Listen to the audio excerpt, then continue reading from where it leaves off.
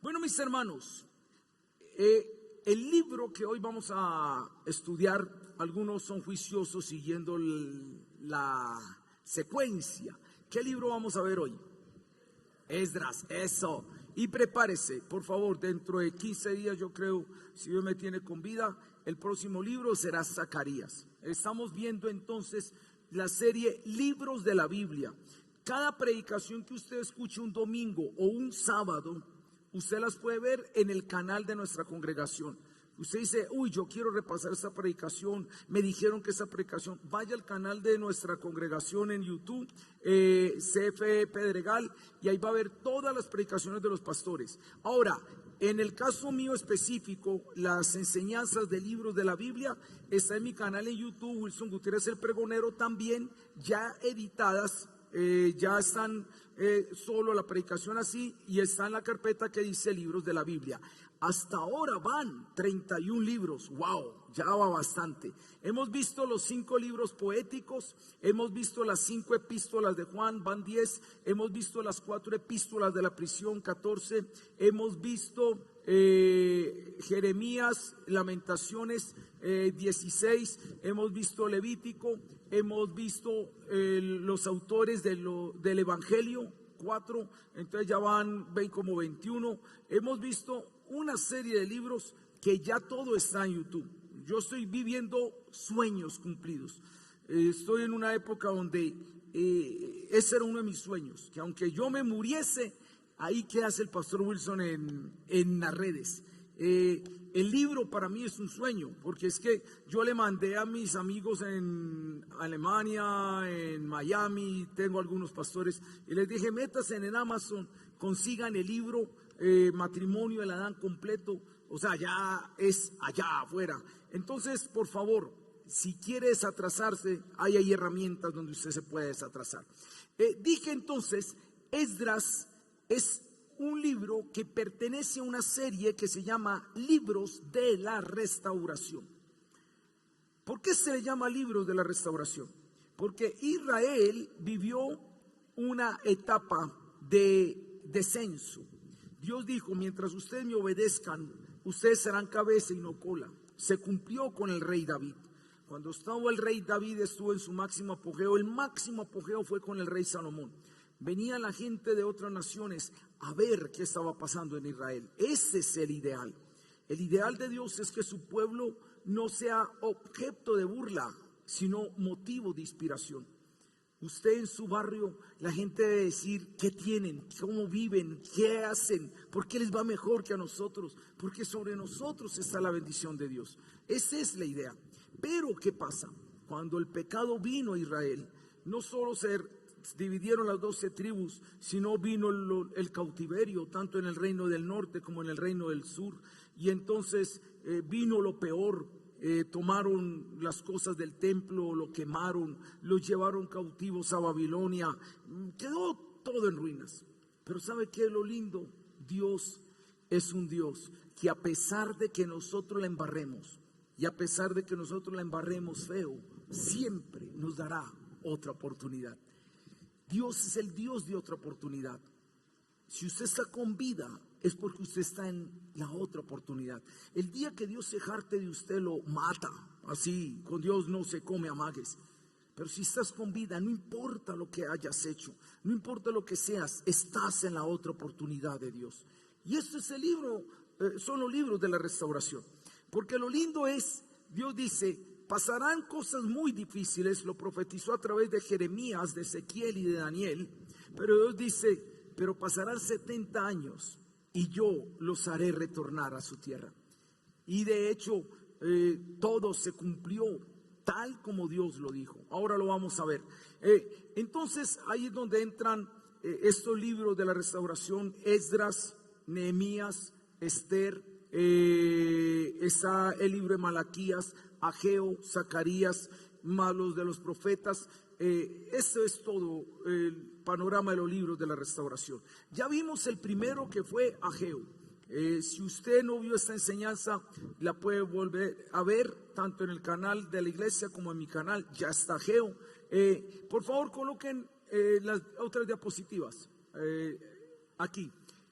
¿Cómo entonces ubicamos la restauración? Hubo 3 retornos bajo 3 personas: Zorobabel, Esdras y Nehemías. En un transcurso de 140 años se dio un edicto, ahora lo vamos a mirar, y entonces se dieron etapas. Se reedifica el altar, se reedifica el templo, se reedifican los muros. Lo vamos a estudiar más a fondo qué significa esto.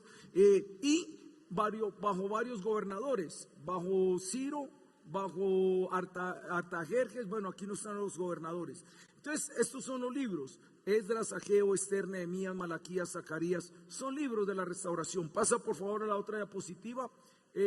Yo les dije, somos un pueblo del versículo, mas no del contexto. Nosotros solo nos quedamos con Jehová es mi pastor, nada me faltará. Nos quedamos con ese pedacito allí, pero no lo metemos dentro del contexto. Y aunque es bueno, pero mis hermanos, entender el contexto de la Biblia que yo leo es fundamental. Porque cuando yo entiendo el contexto, yo entiendo un propósito en la historia. Somos la generación de hoy es la generación del momento. Solo me importa el hoy, no sé el mañana, pierde conexiones.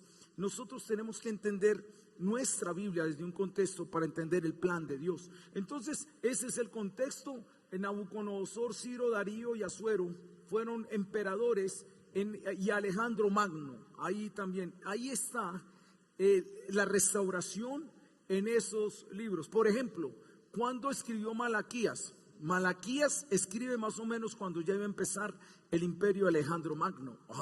Usted no lo sabía. Sí, porque nosotros no predicamos cuentos. Caperucita Roja no es nuestro libro de fundamento. Es un libro que tiene respaldo histórico. Su fe es una fe real. Decía precisamente lo que me decía el pastor Diver cuando estuvieron en Israel.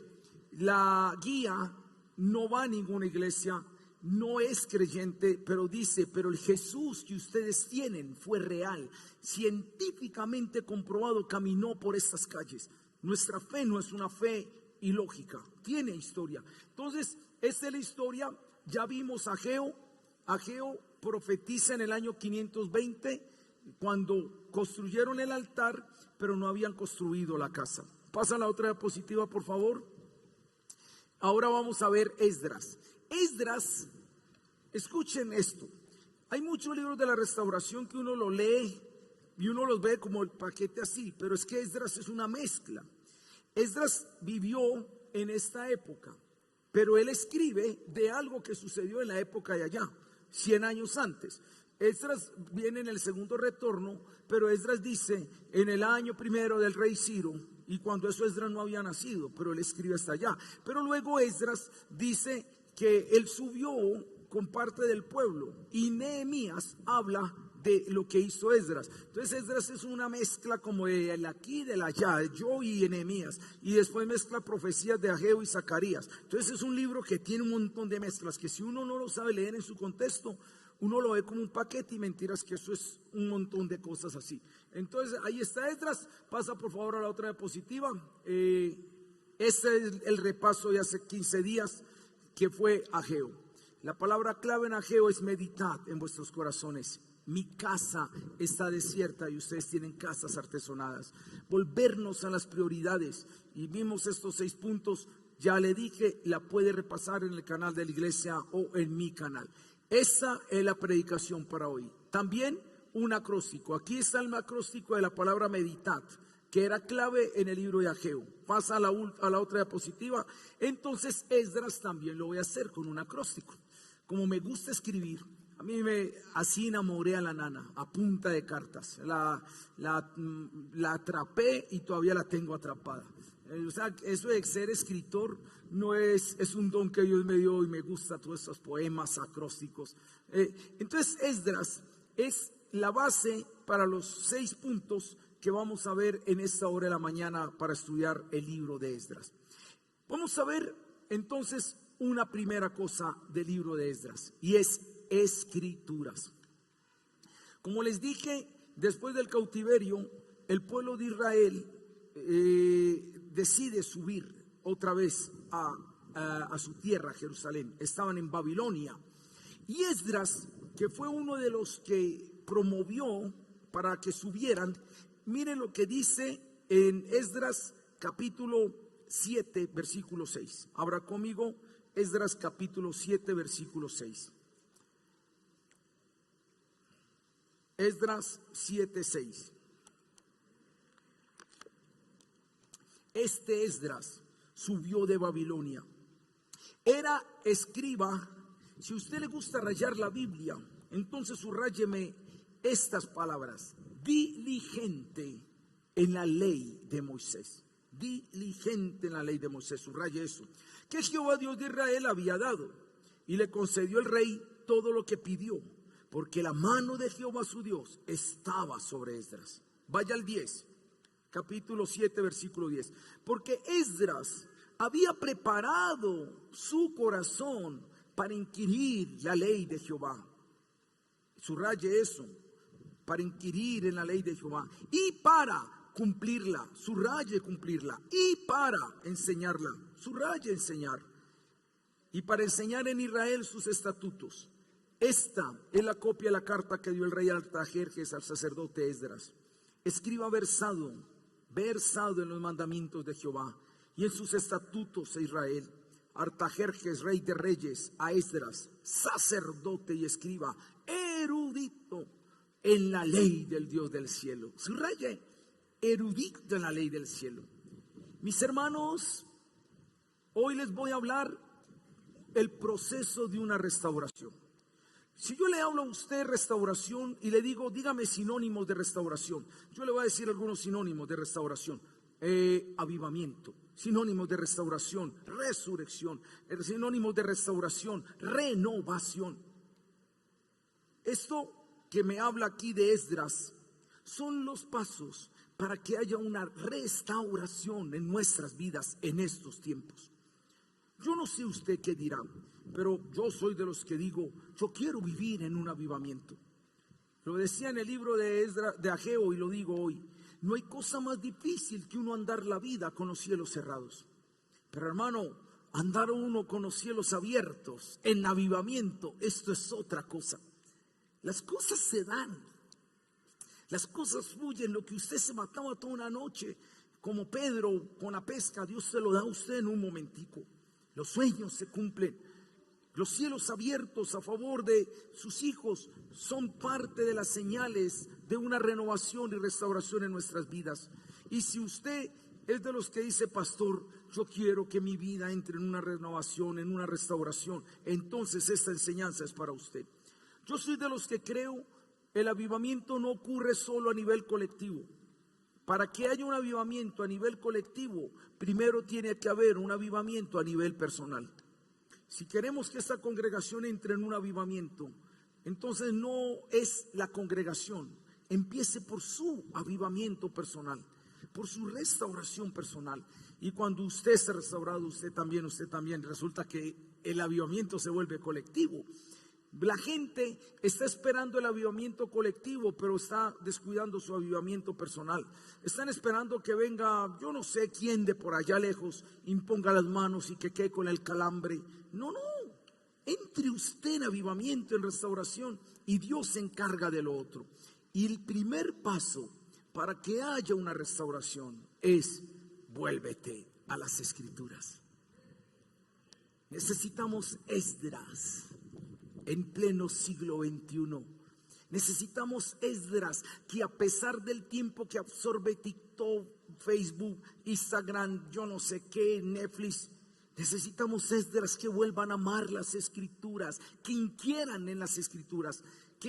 Mira, yo decía en el primer culto, Esdras era un lector de la Biblia, ¿sí o no? Escucha lo que estoy preguntando. Esdras era un lector de la Biblia, ¿sí o no? No. Ay, pastor, ¿cómo así? Él no leía, él inquiría. Leer es pasar por encima. Él no leía, él estudiaba, él investigaba, él miraba qué significa esta palabra, cuál es el contexto de esto. Él no era simplemente un lector, escudriñaba las Escrituras. Era un hombre que estudiaba las Escrituras. Pero la pregunta es, ¿solo la estudiaba? ¿Cuál es la otra cosa que él hacía? La cumplía. Yo conozco gente que sabe Biblia hasta que ya. pero no se le nota por nada a la Biblia que lee. Predican de la humildad, no son humildes. Predican sobre el perdón, no perdonan. Predican sobre la santidad, no son santos. No, la Biblia no es simplemente para estudiarla. Yo dije alguna vez en una predicación de los libros de la Biblia, decía, no es meter la Biblia en un laboratorio científico y analizarla, esta la estructura y todo. No es para eso. La Biblia es para cumplirla y para vivirla. Pero solo se limitó él con cumplirla. ¿Qué más hizo? La tercera cosa es, la enseñó. En otras palabras, nota esto: la recibo de Dios y la investigo, la aplico en mi vida y después ¿qué hago? La enseño. ¿Qué se forma? La cruz. Esa cruz para nosotros tiene sentido en esta congregación. Es el amor tridimensional, que es la estructura de todo lo que queremos hacer como iglesia. Amar a Dios, a sí mismo y al prójimo. Usted lo va a ver allí, lo vamos a hacer en un letrero grande, lo ve acá, porque esta es nuestra esencia como iglesia. Queremos que la iglesia sea edificada en estos tres amores. Pero lo mismo pasa con la palabra. La recibo de Dios, la aplico en mi corazón y la enseño. Si no lo hace así, todo lo otro es vano. Entonces, ¿qué es el paso para un avivamiento? Amar las escrituras. Como le dije que Esdras es una mezcla, vámonos a Nehemías, porque él fue un escriba versado. Y él, cuando subió con su gente, mire lo que hizo, y vamos al libro de Nehemías, capítulo 8.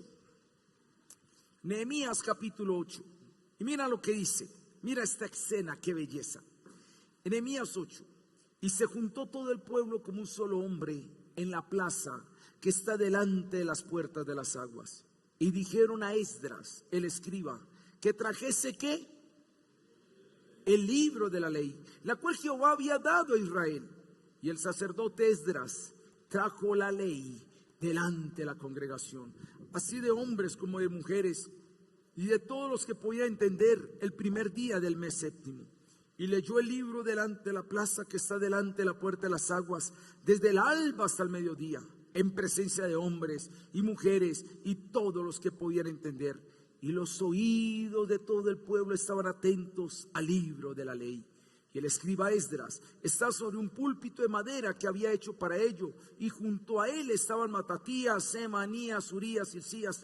Bueno, vamos más adelante, el 5. Abrió pues Esdras el libro a ojos de todo el pueblo, porque estaba más alto que todo el pueblo.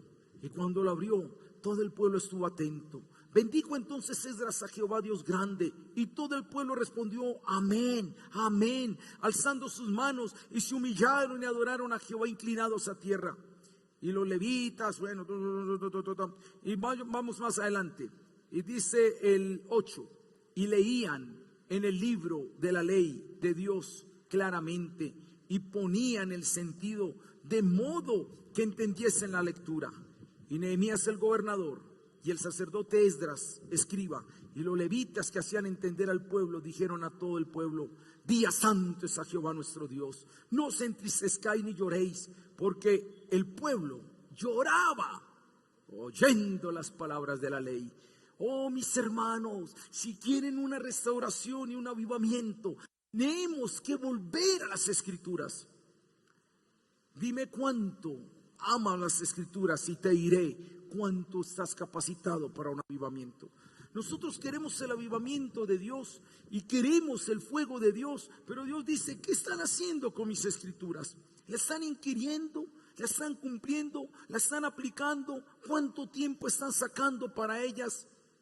¿Quieres que tu vida entre en el avivamiento? Y recuerda que avivamiento no es solamente espiritual, porque ya vimos en el libro de Ageo, avivamiento son las finanzas que nunca antes habías tenido, el hogar que nunca antes habías tenido, la relación de pareja que nunca antes habías tenido, la sanidad que nunca habías tenido.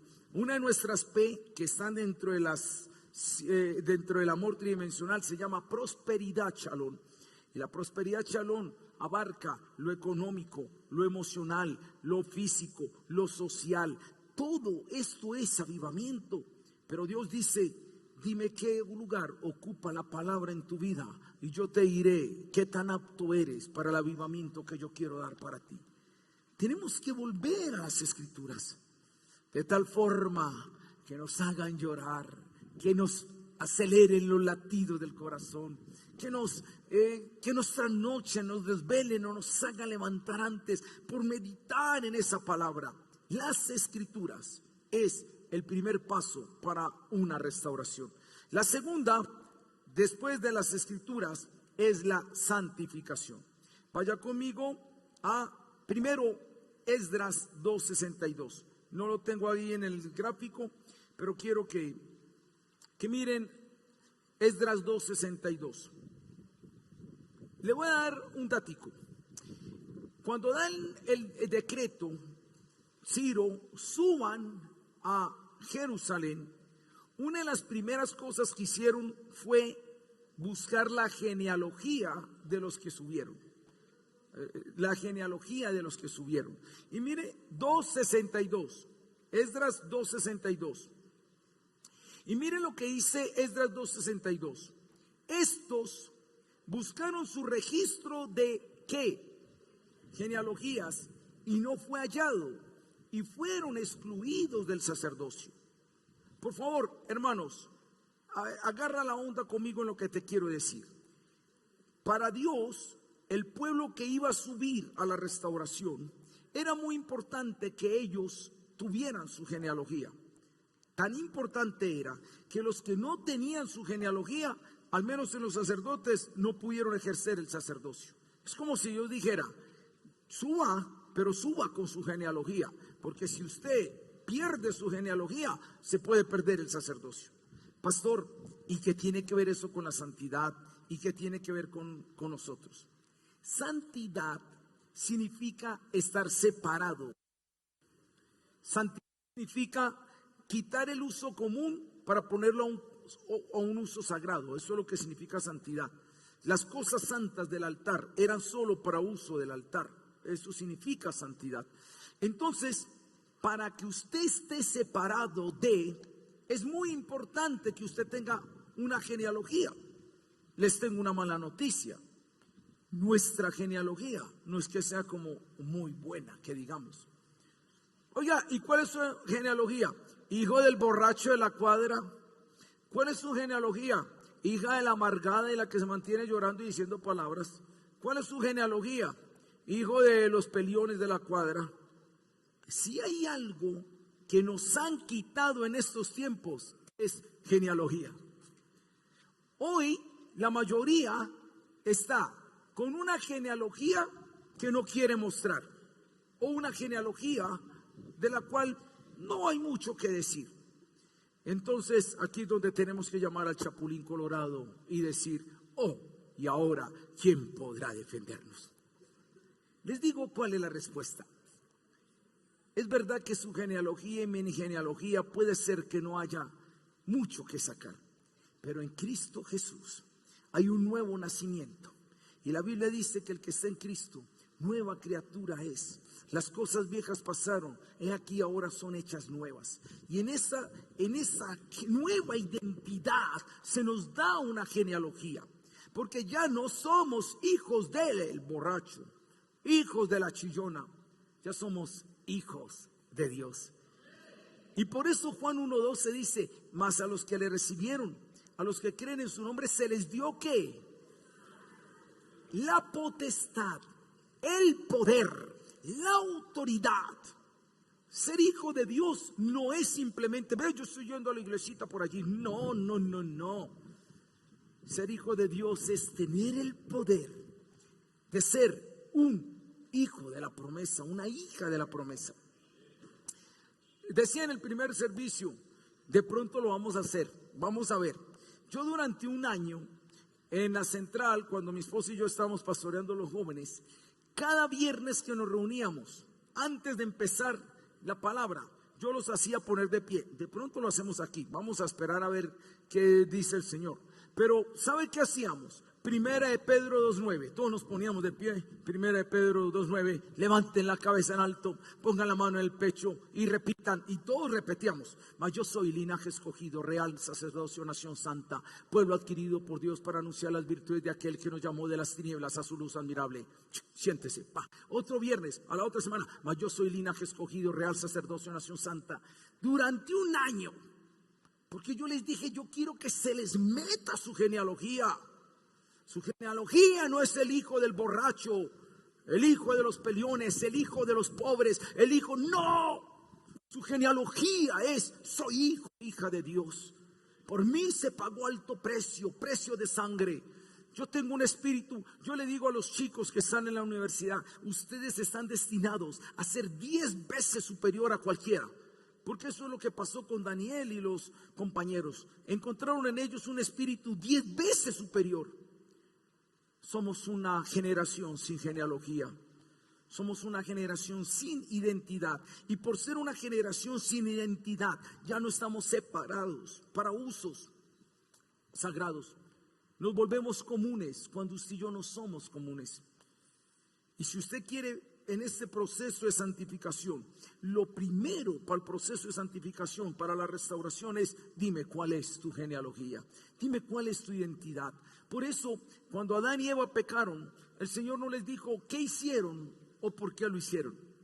¿Qué les dijo el Señor? ¿Dónde estás tú? No se trata de qué hicieron, sino de posición. Yo a los jóvenes les prediqué hace como 20 días una enseñanza. La voy a montar en estos días al canal, sobre qué es realmente el pecado. Y el pecado no es un acto. El acto es el resultado final de algo que primero pasó, y fue que se perdió la identidad. Cuando tú pierdes tu identidad, te rebajas a cualquier cosa. Santidad es: sepárate para un uso no común. Sepárate para un uso que es diferente al común. Miren estos otros textos. Es Esdras 9, 1 al 3. Esdras 9, 1 al 3. No, perdón. Antes de Esdras, primero lean Esdras 6, 18 al 22. Enseguida leemos la que está ahí. Esdras 6, 18 al 22. Y pusieron a los sacerdotes en sus turnos y a los levitas en sus clases para el servicio de Dios en Jerusalén, conforme a lo escrito en el libro de Moisés. También los hijos de la cautividad celebraron la Pascua a los 14 días del mes primero, porque los sacerdotes y los levitas se habían purificado a una. Todos estaban limpios y sacrificaron la Pascua por todos los hijos de la cautividad y por sus hermanos los sacerdotes y por sí mismos. Comieron los hijos de Israel que habían vuelto del cautiverio, con todos aquellos que se habían apartado de las inmundicias de las gentes de la tierra para buscar a Jehová Dios de Israel, y celebraron con regocijo la fiesta solemne de los panes sin levadura 7 días, por cuanto Jehová los había alegrado, y habían vuelto el corazón del rey de Asiria para fortalecer sus manos en la obra de la casa de Dios, el Dios de Israel. Vaya a Esdras 9, 1 al 6. Ahora sí, Esdras 9, 1 al 6. Acabadas estas cosas, los príncipes vinieron a mí diciendo: el pueblo de Israel y los sacerdotes y levitas no se han separado de los pueblos de las tierras, de los cananeos, heteos, fereceos, jebuseos, amonitas, moabitas, egipcios y amorreos, y hacen conforme a sus abominaciones, porque han tomado de las hijas de ellos para sí y para sus hijos. ¿Y el linaje qué? ¿Qué pasó con el linaje santo? Se ha mezclado con los pueblos de la tierra, y la mano de los príncipes y de los gobernadores. Dice: ¿qué hizo Esdras cuando oyó eso? Cuando oí esto, rasgué mi vestido y mi manto, y arranqué el pelo de mi cabeza y de mi barba, y me senté angustiado en extremo. Le adelanto, él empezó a orar, él empezó a llorar. Esa oración de Esdras 9, una belleza de oración. Le voy a dar una fórmula. No lo haga como algo repetitivo, pero sí hágalo guiado por el Espíritu. Haga de la oración de Esdras una oración durante un mes. Yo sé que no debemos repetir oraciones, pero tome el modelo de la oración de Esdras, humille su corazón. Esa oración de Esdras: hemos fallado, Señor, nos hemos mezclado, el linaje santo se ha mezclado, Cuando él estuvo orando, mira lo que dice el versículo 10. Oh, qué lindo. 10, 1 al 3. Mientras oraba Esdras y hacía confesión llorando y postrándose delante de la casa de Dios, se juntó a él una muy grande multitud de Israel, hombres, mujeres y niños, y lloraba el pueblo amargamente. Entonces respondió Secanías, hijo de Jehiel, de los hijos de Elán, y dijo a Esdras: nosotros hemos pecado contra nuestro Dios, pues tomamos mujeres extranjeras de los pueblos de la tierra. Mas a pesar de esto, ¿qué? Aún hay esperanza para Israel. Ahora hagamos pacto con nuestro Dios, que despediremos a todas las mujeres y los nacidos de ellas, según el consejo de mi Señor y de los que temen el mandamiento de nuestro Dios, y hágase conforme a la ley. Esto es santidad. Nehemías dijo: nos hemos mezclado, hemos permitido que el linaje santo se mezcle. Hay cosas abominables y pecaminosas que han entrado a las costumbres de nosotros. No podemos tener una restauración si no hay primero una identidad, genealogía, pero si no hay una santificación de la mezcla.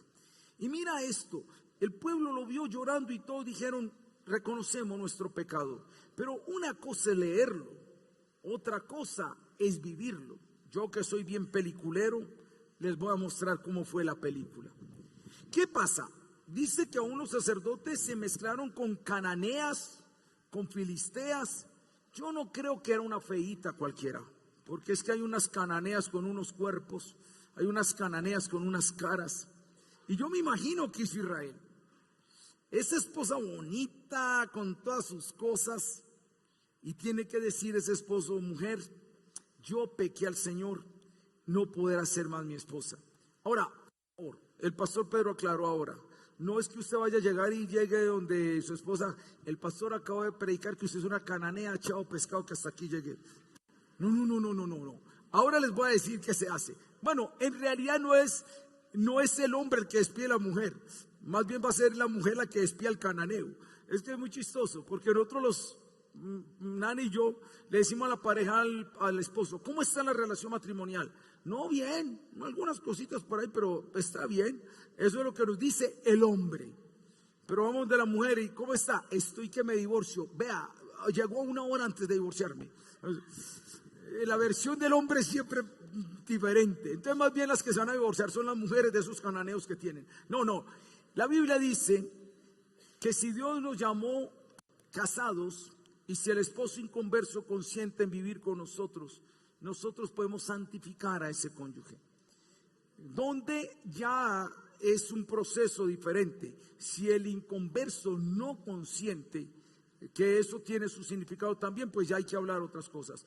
Pero el propósito aquí no es herir las familias y separarlas, sino antes restaurar los hogares para que vivan en la gracia. Ya es diferente. Pero lo que quiero decir aquí, en esa época hubo una separación, hubo una ruptura.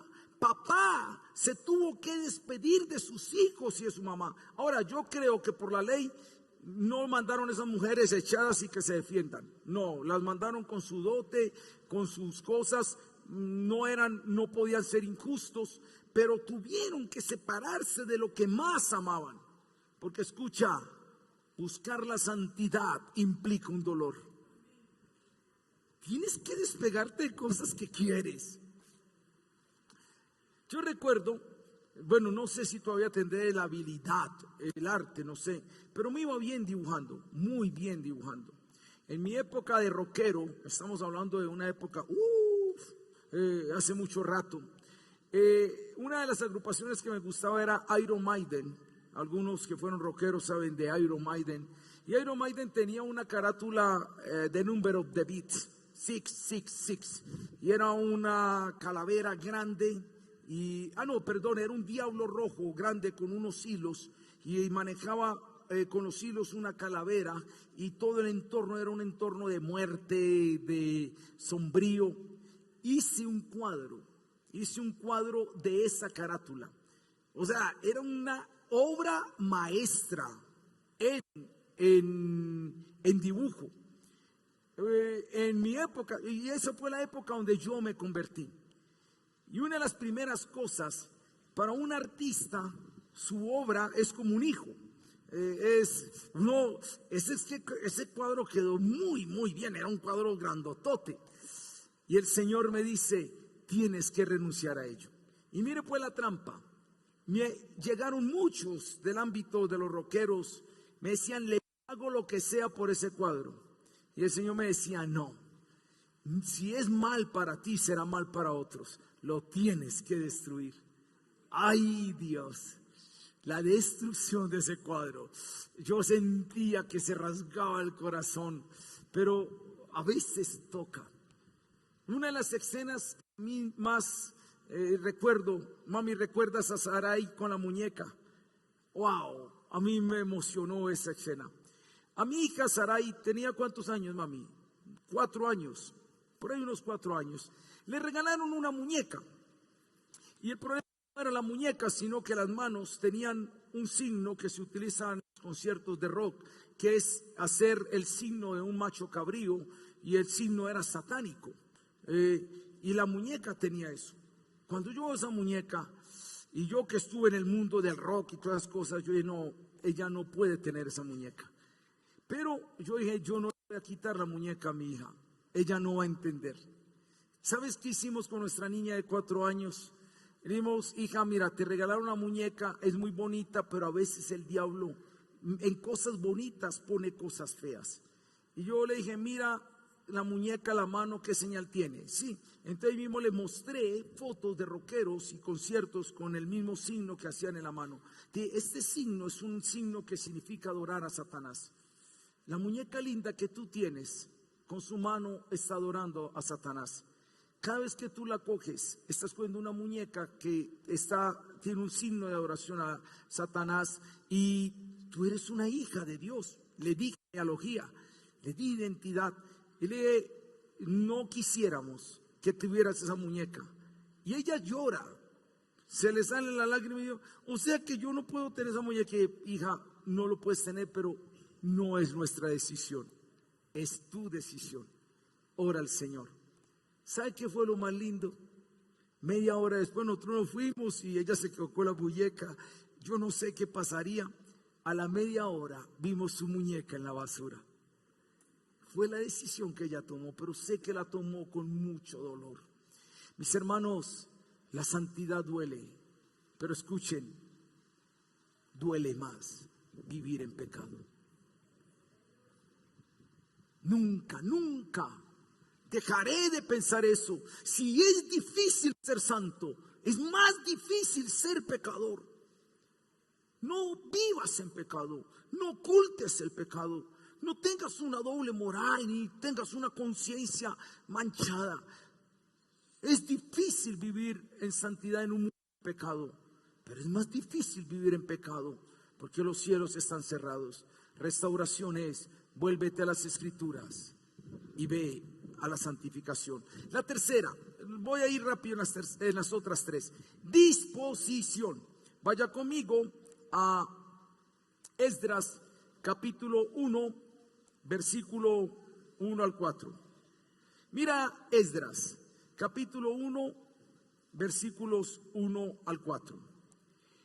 En el primer año de Ciro, rey de Persia, para que se cumpliese la palabra de Jehová por boca de Jeremías, despertó Jehová el espíritu de Ciro, rey de Persia, el cual hizo pregonar de palabra y también por escrito por todo su reino, diciendo, así ha dicho Ciro, rey de Persia, Jehová el Dios de los cielos me ha dado todos los reinos de la tierra y me ha mandado que le edifique casa en Jerusalén, que está en Judá. Quien haya entre vosotros de su pueblo, sea Dios con él y suba a Jerusalén, que está en Judá, y edifique la casa a Jehová Dios de Israel. Él es Dios, la cual está en Jerusalén, y todo el que haya quedado en cualquier lugar donde more, ayúdenle los hombres de su lugar con plata, oro, bienes y ganado, además de ofrendas voluntarias para la casa de Dios, la cual está en Jerusalén. Entonces se levantaron los jefes de las casas paternas de Judá y de Benjamín, y los sacerdotes y levitas, todos aquellos cuyo espíritu despertó Dios para subir a edificar la casa de Jehová, la cual está en Jerusalén. Y todos los que están en sus alrededores les ayudaron con plata y oro, con bienes y ganado, y con cosas preciosas, además de todo lo que se ofreció voluntariamente. Y Mire, mi hermano, la importancia de leer la Biblia en un contexto. Si usted no entiende el contexto de esto que acabamos de leer, usted lo lee como un simple repaso. Pero usted acaba de leer el texto más asombroso de toda la historia humana. Si aquí hay profesores de universidad o alumnos de la universidad, yo puedo sentarme con cualquier historiador, puedo sentarme con cualquier ateo, y yo le digo, no hablemos de la Biblia, hablemos de historia. Hablemos de cosas arqueológicas, hablemos de cosas históricas, y nadie puede negar el asombro que hay en lo que yo acabo de leer. ¿Sabe qué? Primero, en el año 700 antes de Cristo, Isaías, en Isaías 45:1, 200 años antes, Isaías da una profecía: he aquí yo levanto a mi ungido, a Ciro, y yo lo pondré como rey de naciones, y él será mi ungido porque hará todo lo que yo le diga. 200 años antes, el profeta Isaías profetizó de un hombre que no había nacido todavía. 200 años antes dio el nombre de ese hombre, sin que ni siquiera, no había nacido ni el abuelo de ese hombre. Y el profeta estaba diciendo ya, va a haber un hombre, se va a llamar Ciro y se va a levantar y va a ser un emperador. Y a ese emperador yo lo voy a usar para que cumpla mi propósito. Y ni siquiera el pueblo había sido llevado cautivo. ¿Y por qué es historia? Porque Isaías, está el libro histórico, o sea, está el registro de que Isaías escribió en el año 700 y eso ocurrió en el año 500. ¡Wow! Pero después viene otro profeta, el profeta Jeremías. Y el profeta Jeremías les dice al pueblo: ustedes han pecado y ustedes van a llegar a un cautiverio. También lo dijo Ezequiel y Daniel. Pero Jeremías es más tremendo porque Jeremías dice: y los años de cautiverio van a ser 70 años. 70 años. Pero terminados los 70 años, van a volver del cautiverio. Y Jeremías profetizó eso en el 620 más o menos. O sea, mira, dos profetas con diferencia de tiempo, no había llegado, pero ya estaban diciendo. Y cuando se cumplieron los 70 años exacticos, un hombre llamado Ciro dice: el Dios del cielo me ha dicho que le diga al pueblo de Israel que suba. Y Ciro no era cristiano, Ciro era un impío. ¿Cómo? Yo no sé, el Señor se le apareció, le dijo, yo no sé, pero ya, todo el que sea Israel suba. El que sea su pueblo suba y denle en plata, oro. Ellos, Dios me dijo, deben reconstruir la casa. Esto es algo maravilloso, es algo asombroso, es una profecía increíble que se cumplió.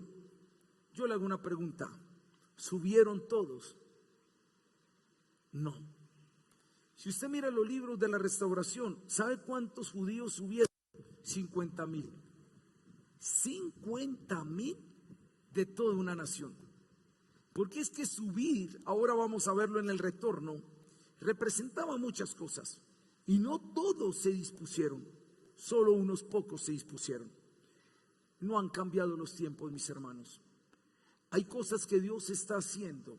Yo decía en el primer servicio y lo digo ahora: Dios sospechosamente está haciendo cosas que nunca antes habían ocurrido. Les voy a contar algo. No es que en esta época somos mejores que en otra, no. Yo creo que Dios hizo un proceso en esta congregación. Pero hay cosas, cuánto no hubiera querido Juanchito, aquí está Mari, de saber que estuviéramos aquí en la plataforma diciendo: este es el edil de nuestra iglesia. La persona, yo creo que fue el que más se metió con todos estos asuntos de política y todo, insistió, lo apedrearon de todas esas cosas. Él no vio eso, y cuánto no insistió. Pero mira lo que estamos teniendo un edil de nuestra comuna porque queremos meternos en asuntos políticos para los recursos de la comuna. ¿Esto quién lo hace? Dime quién lo hace. Dios. Estas Biblias las dona un misionero que iba a China y Dios le dice las de todos los países del mundo. Él oró y el Señor dijo Colombia, Antioquia. ¿Por qué esas Biblias? El lugar donde menos se habló de lo que ocurrió en Medellín fue en Medellín, porque el resto en el mundo dio vuelta la noticia del estadio que se llenó 2 veces. Usted sabe que vivimos. Para mí ver 1 de la noche, yo no sé cuál de las dos, la ola de luces que se sentía cuando la chica esa que yo no la conocía, Bernie Barros, y cuando cantaba y toda esa congregación cantando, y me emocioné viendo jóvenes. Wow, hay una generación. Yo veía a todos estos jóvenes y yo digo, Señor, todavía hay pueblo, todavía hay iglesia. Literal. Las autoridades le dijeron a los organizadores, yo estaba en el equipo organizador de esto, y las autoridades dijeron, jamás habíamos hecho un evento con tantas personas y que no tuviéramos problemas de ninguna índole. No lo habían hecho. Y la noche anterior, el superconcierto que tenían ellos, ni siquiera llenó el estadio. Ni siquiera llenó el estadio. Nosotros llenamos el estadio 2 veces. ¿Quién está haciendo esto? Es Dios. Dios lo está haciendo. Mi pregunta es, ¿te vas a disponer para el avivamiento que Dios está haciendo? No todos. Y espero que eso no se cumpla en ti. Que no pasen 10 o 15 años y que tú digas, hubo un tiempo donde pasaron cosas. Por eso yo puse el testimonio del pastor Diver y la pastora Paula, porque esto es uno de las tantas cosas que Dios está haciendo. Yo cada semana estoy escuchando testimonios de familias restauradas, de matrimonios restaurados, de cosas, puertas que se están abriendo. Hermano, algo está pasando. Pero disponte para decirle al Señor, yo subiré. Viene la 4D. Estas son corticas. No me va a demorar mucho en estas 3. El retorno. Usted va a ver la cita y se va a dar cuenta que el retorno, ¿sabe cuánto se demoraba subir de Babilonia a Jerusalén? La Biblia lo dice. ¿Sabe cuánto? 5 meses. No había avión, no había barco, no habían, si subieron 50,000 personas, en la primera tanda subieron 42, después subieron 7 y después como 2,000. Ese fue el promedio. No habían 50,000 caballos, no habían barcos, no había aviones, posiblemente no habían carreteras. Les tocaba atravesar un desierto. Ahí están las citas para que usted lo vea. Y ese desierto era con niños, con mujeres, con oro, con plata. Atravesar un montón de pueblos enemigos, gente que los podía robar y saquear. Es más, Esdras, si usted lee el libro de Esdras, Esdras no le quiso pedir ayuda al rey. ¿Por qué no le quiso pedir ayuda al rey? Esdras dijo, no, qué pena. Yo estoy hablando de un Dios grande y le voy a pedir guardia al rey. No. ¿Qué hizo con el pueblo? Dígame qué hizo con el pueblo. Los convocó a orar y ayunar. Eso está en el libro de Esdras. Señor, nos da pena pedirle al rey guardia, porque es que estamos hablando de un Dios grande y nosotros aquí pidiendo soldados a un Dios grande. Como decirle, Dios, es que usted necesita guardaespaldas. Señor, no vamos a pedir guardia. Vamos a caminar 5 meses con mujeres, niños, oro, plata. Vamos tapados en plata por un montón de caminos. Envía a tus ángeles y guárdanos. Caminaron 5 meses y dice en el libro de Esdras, llegaron al 5.º mes y la mano de Dios fue buena con ellos. Pero ¿sabes qué quiero decirte? El proceso de la restauración implica pagar un precio. El retorno implica pagar un precio. Tienes que reorganizar cosas en tu vida. Tienes que tomar decisiones, tienes que tomar prioridades. Pero si te quieres unir a la restauración, entonces retorna a Dios. Vuélvete. Ponía cosas tan bobas como estas. Se los voy a decir. Tengo una serie de Netflix que quiero ver, son como 5 o 6.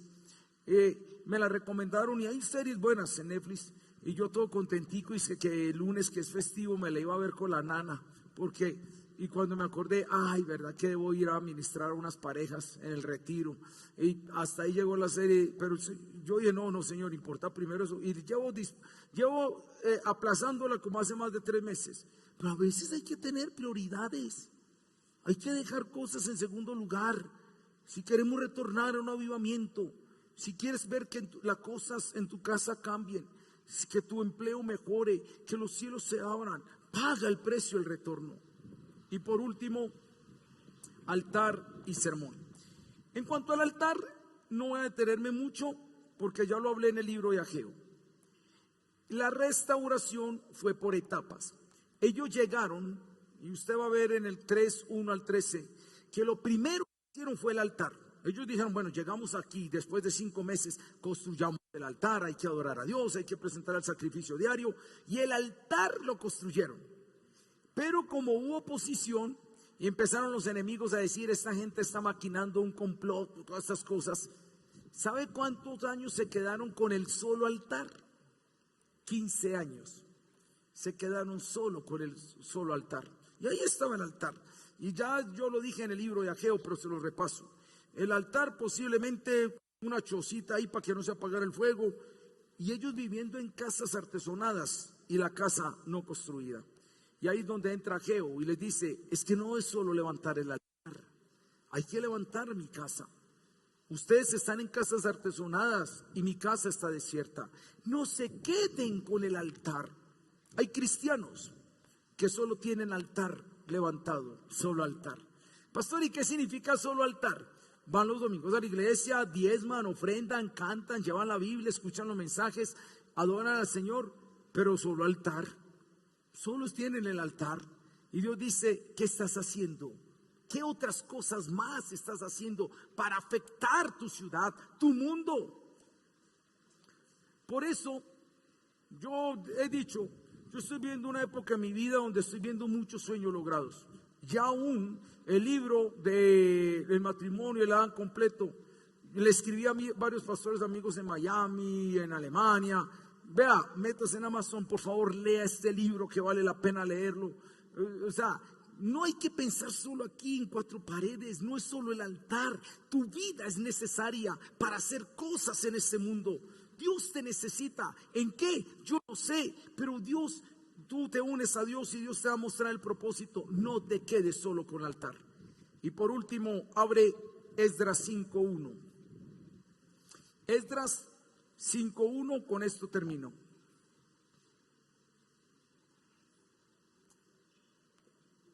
Decía algo más en el altar.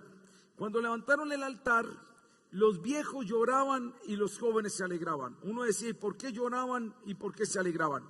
Los viejos decían, lo de antes era mejor, esto no es nada. En cambio, los jóvenes nunca habían visto un altar, se alegraron.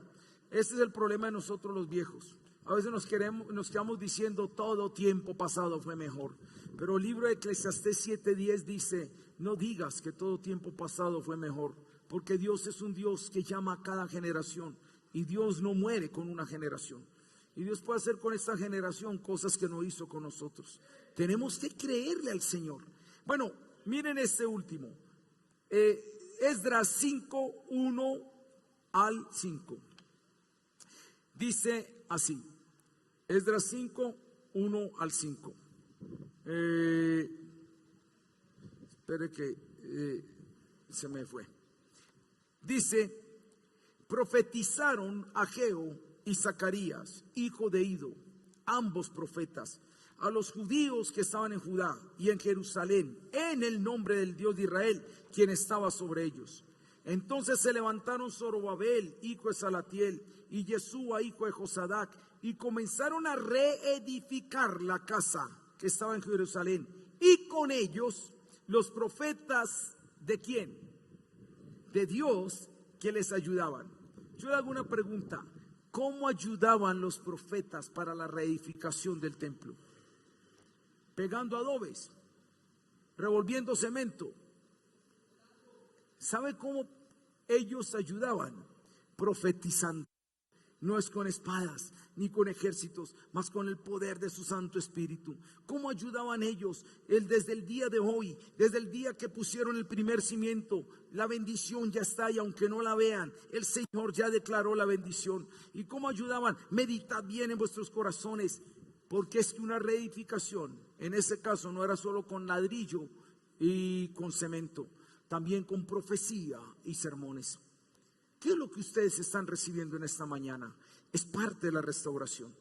Es darte una visión, es darte un panorama, cómo Dios puede contar contigo. Y la palabra profética, cuando el pastor Pedro nos habla de Job, cuando el pastor Jorge nos habla de Miqueas, esto es el Señor usando los sermones para decirle a un pueblo: hey, ánimo, Dios está con nosotros, cosas están pasando, el Espíritu de Dios se está moviendo. Es importante atender a las profecías. Y profecía no es simplemente cuando hay alguien con los ojos cerrados y dices: aquí dice el Señor. No, profecía es cada vez que hay un mensaje de aliento de la palabra del Señor. ¿Quieres entrar en una restauración? ¿Quieres entrar en un avivamiento? Entonces, mi hermano, yo te digo, vuélvete a las Escrituras. Entonces, mi hermano, yo te digo, tienes que santificarte, tienes que disponer tu corazón y tienes que pagar el precio del retorno. No te quedes solo con el altar y atiende la palabra profética que se da a través de los sermones. Ponte de pie y vamos a orar al Señor. Señor Dios del cielo, hay cosas que están sucediendo, hay puertas que se están abriendo. En aquel entonces había un Ciro dando un decreto, hubo un Darío que apoyó el decreto de Ciro, hubo un Artajerjes que apoyó el decreto de Darío, hubo un Asuero que se casó con una mujer, Esther. Todos ellos se prestaron para el plan tuyo, aunque no te conocían. Pero la historia es esta: cuando tú quieres restaurar un pueblo, lo restauras con nosotros o sin nosotros. Cuando tú quieres restaurar un pueblo, las cosas se dan. Y puede ser que nosotros nos dispongamos y digamos: sí, subo a la restauración. La historia nos muestra que no todos subieron a esta restauración. Solo subieron 52,000 judíos de yo no sé cuántos que se hayan llevado al cautiverio. Los otros se quedaron en el cautiverio y la historia los borró. Solo pasaron a la historia los que decidieron pagar el precio, retornar y subir y reedificar la casa. La historia está contada para que no repitamos los mismos errores. Algo está sucediendo en estos tiempos. Algo está pasando. Estás invitando a una restauración. Yo estoy seguro, Padre, esposos inconversos se volverán a ti, esposas inconversas se volverán a ti, hijos apartados volverán a tus caminos, fuentes económicas que estaban cerradas se abrirán, enfermedades, Señor, que parecían incurables se irán. Señor, yo estoy seguro que los cielos, Señor, se están abriendo para todos aquellos que se dispongan, que tomen las Escrituras como su prioridad, que tomen el precio de lo que significa vivir en santidad, que dispongan sus corazones, que paguen el precio de un retorno a ti, Señor, oh Dios, que no se conformen solo con el altar, Dios, que puedan atender, Señor, el sermón profético que se da. Padre, en tu nombre, por tu gracia, no soy más que ellos, no soy más que ninguno de los pastores, pero por tu gracia me has puesto, Señor, a mí y a mi esposa como pastores principales. Mami, ven por acá, por favor, ven por acá. Por tu gracia, Señor, no somos más que ellos, pero como pastores principales de la congregación, declaramos una palabra profética sobre estas vidas. Oh, aleluya. Restaura hogares en el nombre de Jesús. Restaura vidas, Señor, oh Dios, que se abran puertas de empleo que no se habían abierto, economías que estaban cerradas, Señor, oh Dios. Vuelva, Señor, la prosperidad a tu casa. como pastores principales declaramos sobre esta iglesia, Señor, oh Dios, una unción profética nueva sobre sus vidas. Señor, una restauración como nunca antes se había visto. No por nosotros no somos nada ante ti. Si somos por tu gracia, por la redención de Cristo Jesús en la cruz del Calvario. Pero como pastores principales, Señor, profetizamos, Señor, la restauración de muchas cosas, el avivamiento, cosas que nunca antes se habían visto, como pasó, qué lindo lo que sucedió con la familia pastoral del pastor Diver y la pastora Paula. Eso es parte de lo que está sucediendo. Señor, en tu nombre damos la palabra, profetizamos, Señor, tiempos de restauración, tiempos de restauración. Mi hermano declara sobre tu vida: mi vida no volverá a ser igual, no volverá a ser igual. Y que todo sea para tu gloria. Lo que vaya a pasar en esta comuna, no solo en la parte política, sino en la parte espiritual, las iglesias que van a salir de este lugar, Señor, que van a salir de este lugar, los proyectos que van a salir de este lugar, lo creemos, Dios, porque eres el Dios de los cielos y de la tierra. Muchas gracias, Señor, en Cristo. Amén. Que el Señor me les continúe bendiciendo y la paz de Dios esté con ustedes.